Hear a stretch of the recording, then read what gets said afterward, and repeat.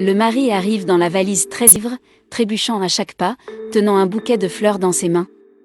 Il était tellement ivre qu'il pouvait à peine se tenir debout. Il finit par jeter les fleurs sur la table, et se dirige vers sa chambre avec un mal de tête. Et avec le peu de conscience qu'il avait, il cherche son lit en s'appuyant sur les murs de la maison.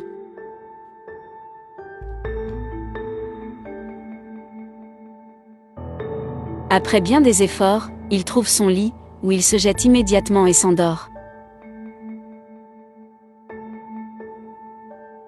Plus tard, lorsqu'il se réveille avec la gueule de bois, il finit par trouver sa femme appréciant les fleurs qu'il avait laissées, mais finit par flipper qu'elle les ait trouvées, car les fleurs qu'il avait données à sa maîtresse les avait oubliées sur le siège arrière de sa voiture.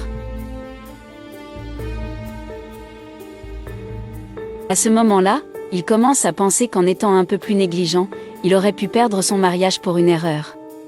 Mais il essaie de le déguiser et salue sa femme, qui lui sourit, toute heureuse des fleurs, en le remerciant et en lui disant qu'il a rendu sa journée beaucoup plus heureuse. Le mari dit que c'est bien qu'elle les ait aimées et qu'il les a achetées avec beaucoup d'affection pour elle, et la femme dit qu'elle a aimé la surprise, même parce qu'elle était très stressée, car elle avait été réprimandée au travail et en était très contrariée, mais elle est rentrée à la maison et a trouvé ces fleurs qu'il avait achetées pour elle, qu'il a changé sa journée. Il lui répond qu'il en est très heureux et elle lui dit qu'elle a un mari merveilleux. Elle le remercie donc pour les fleurs une fois de plus et retourne admirer les fleurs. Puis le mari se dit qu'il a été stupide de laisser faire ça.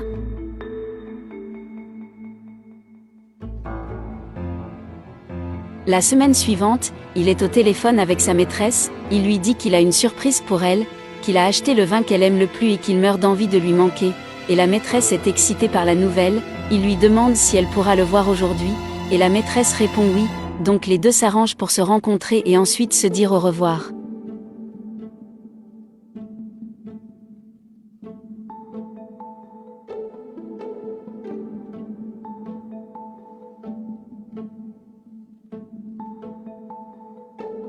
Plus tard, le mari est prêt à sortir avec sa maîtresse et a hâte de sortir avec elle bientôt, disant qu'il enlèvera son alliance quand il arrivera à l'endroit qu'il a fixé avec elle, et finit par se rappeler qu'il doit aller chercher le vin.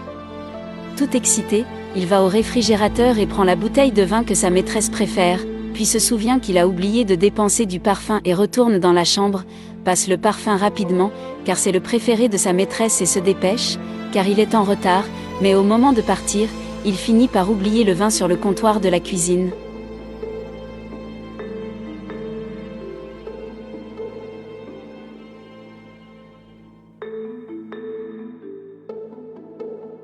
Plus tard, la femme rentre à la maison après une longue et fatigante journée de travail, laisse son sac à main sur la table et trouve la bouteille de vin sur le comptoir. Elle regarde cette bouteille de vin, impressionnée, en disant qu'elle ne peut pas croire ce qu'elle voit, et émue, elle dit que c'est son vin préféré, et que son mari s'en est souvenu et l'a acheté spécialement pour elle. Elle s'est également souvenue que la dernière fois qu'elle a bu ce vin, c'était pendant sa lune de miel. Elle a donc commencé à la remercier pour le mari qu'elle a, en disant qu'il l'a fait en voulant l'impressionner. Très heureuse, elle a commencé à serrer cette bouteille dans ses bras en disant que son mari est le meilleur et qu'elle a adoré cette surprise inattendue. Pendant ce temps, son mari est avec sa maîtresse chez elle, l'invitant dans sa chambre, puis elle se souvient qu'il avait promis de prendre le vin, et il lui dit qu'il a oublié et qu'il reviendra le chercher à la maison, car c'est le vin qu'elle aime le plus, donc il part avec la promesse qu'il ne tardera pas.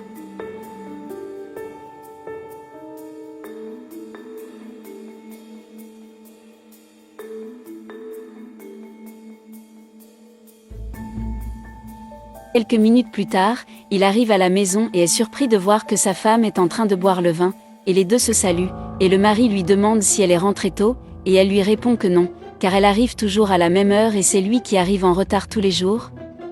Mais elle finit par changer de sujet, en disant qu'elle a aimé la surprise du vin, qu'en fait il sait que c'est son préféré, que le vin lui rappelle beaucoup de choses qu'ils ont vécues, et que la date la plus remarquable a été leur lune de miel, et demande s'il s'en souvient, il répond oui.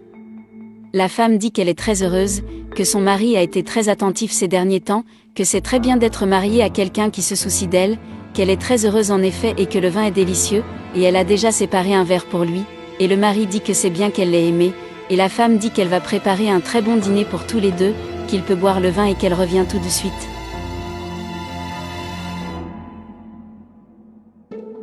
Le mari se désespère lorsqu'il est seul, perdant presque la tête pour avoir fait une telle erreur et oublié le vin à la maison, ne sachant pas comment il va sortir à nouveau de la maison pour rencontrer sa maîtresse, maintenant que la femme est arrivée à la maison et a même ouvert le vin qu'il a promis à sa maîtresse.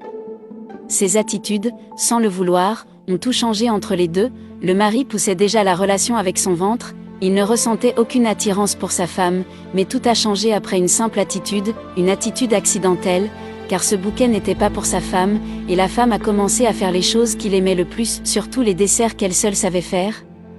Elle a acheté de nouveaux vêtements juste pour s'habiller pour son mari, des choses qu'il n'avait jamais vues auparavant. Elle souriait simplement plus à l'intérieur de sa propre maison, on pouvait sentir son bonheur plus que l'arôme d'un certain parfum, et son mari ne voulait pas gâcher ce moment.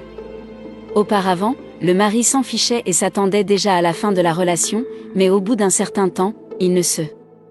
voyait plus en dehors de cette relation.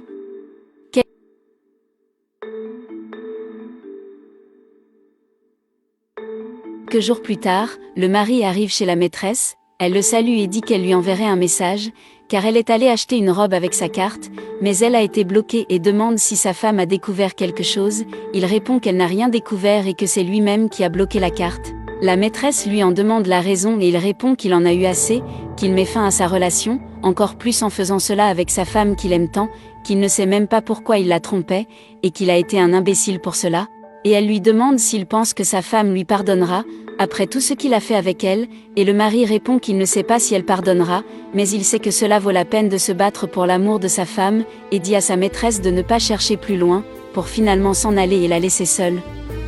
Le mari doit-il lui dire toute la vérité ?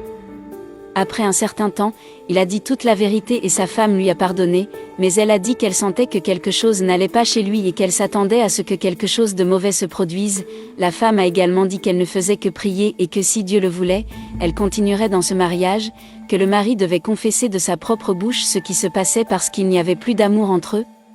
Sa femme a dit que Dieu avait préparé ce moment, qu'elle ne comprenait pas pourquoi il fallait que ce soit elle, et la femme a également dit que seul l'amour véritable a la force de pardonner, et que c'était au mari de valoriser cette seconde chance, car même l'amour véritable a ses limites. Pour le mari, cette seconde chance a été comme une seconde vie, même s'il a obtenu le pardon de sa femme, la tache qui est restée dans son âme n'a pas pu être effacée.